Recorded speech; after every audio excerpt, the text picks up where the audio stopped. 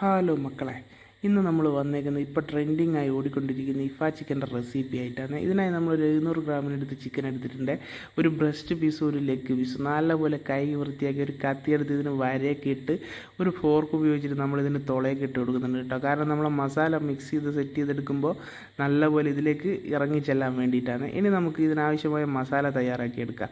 ഒരു 1.5 ടീസ്പൂൺ മുളക് പൊടിയും 1 ടീസ്പൂൺ കാശ്മീരി ചില്ലി പൗഡറും 1 ടീസ്പൂൺ മഞ്ഞൾപ്പൊടിയും 1 ടീസ്പൂൺ കുരുമുളക് പൊടിയും 1/2 ടീസ്പൂൺ മല്ലിപ്പൊടിയും ചേർത്ത് ഇഞ്ചി വെളുത്തുള്ളി പേസ്റ്റ് ഒരു 2 ടീസ്പൂണും 2 ടീസ്പൂൺ തൈരും 1 ടീസ്പൂൺ വിനെഗറും ചേർത്ത് പാകമായ ഉപ്പും ചേർത്ത് മസാല തയ്യാറാക്കിയെടുക്കാം. തയ്യാറാക്കിയ മസാലയിലിട്ട് നമ്മുടെ ചിക്കൻ വെച്ച് കൊടുത്ത് ഇതുപോലെ മസാല നല്ലപോലെ മിക്സ് ചെയ്ത് പുരട്ടിയെടുക്കുക. അതിനുശേഷം നമ്മൾ കുറഞ്ഞതൊരു 1 ഹവറെങ്കിലും ഇതിനെ ഫ്രിഡ്ജിൽ റെസ്റ്റ് ചെയ്യാൻ വെക്കണം കേട്ടോ. ഞാനിവിടെ ഒരു 3 മണിക്കൂർ വെച്ചിട്ടുണ്ട്, കാരണം എനിക്ക് കുറച്ച് സമയം ഉണ്ടായിരുന്നേ. അപ്പോൾ നമ്മളെ മസാലയൊക്കെ നല്ലപോലെ പിടിച്ച് സെറ്റായിട്ടുണ്ട്. ഇനി നമുക്ക് നമ്മുടെ ഇഫ ചിക്കൻ്റെ കുക്കിങ്ങിലോട്ട് കിടക്കാം. നമ്മൾ പാന് ചൂടായതിനു ശേഷം അതിലേക്ക് ഒരു 5 ടീസ്പൂണിനടുത്ത് നല്ല വെളിച്ചെണ്ണ ഒഴിച്ച് കൊടുക്കുന്നുണ്ട് കേട്ടോ. വെളിച്ചെണ്ണയിൽ നമ്മളിത് ഈ രീതിയിൽ ഫ്രൈ ചെയ്തെടുക്കുക. വെളിച്ചെണ്ണയിലോട്ട് വെച്ച് കൊടുത്ത് മൂടി വെച്ച് കുക്ക് ചെയ്ത് തിരിച്ചും മറിച്ചും ഇട്ട് ഇതിനെ നല്ലപോലെ ഒന്ന് ഫ്രൈ ചെയ്തെടുക്കുക കേട്ടോ. ഇതാ നല്ല സെറ്റായിട്ട് ഓരോ ഭാഗം നല്ലപോലെ ഫ്രൈ ആയി വരുന്നുണ്ട് കേട്ടോ.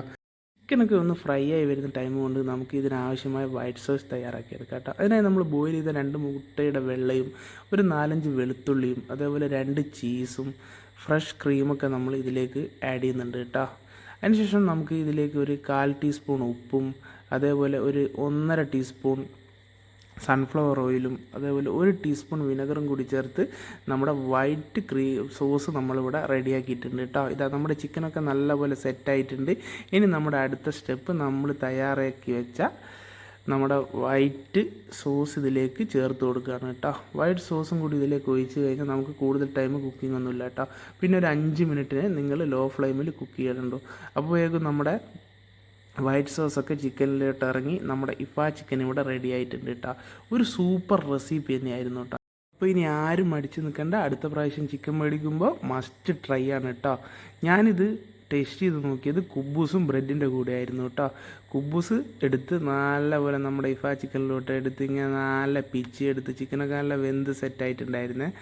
ആ ഇഫ ചിക്കൻ്റെ നല്ല വൈറ്റ് സോസും ആ ചിക്കൻ്റെ മസാലയിലൊക്കെ മിക്സ് ആയത് നല്ല കുബൂസും ബ്രെഡൊക്കെ കൂട്ടിയാണ് ഞാൻ ടേസ്റ്റ് ചെയ്തത് കേട്ടോ. അപ്പോൾ എല്ലാവരും മസ്റ്റ് ട്രൈ ആയിട്ട് വീട്ടിൽ ട്രൈ ചെയ്ത് നോക്കിക്കോ. എല്ലാവർക്കും ഇഷ്ടപ്പെടുന്ന ഒരു സിമ്പിൾ അടിപൊളി റെസിപ്പി ആയിരിക്കും കേട്ടോ. അപ്പോൾ എല്ലാവർക്കും വീഡിയോ ഇഷ്ടപ്പെട്ടു എന്ന് വിചാരിക്കുന്നു. ഇനിയും നമ്മളെ ചാനൽ സബ്സ്ക്രൈബ് ചെയ്യാത്തവരായിട്ടുണ്ടെങ്കിൽ സബ്സ്ക്രൈബ് ചെയ്ത് സപ്പോർട്ട് ചെയ്ത് കൂടെ നിൽക്കണം കേട്ടോ. ഇനിയും ഇതുപോലുള്ള നല്ല വീഡിയോ ആയി കാണാം. Thank you all.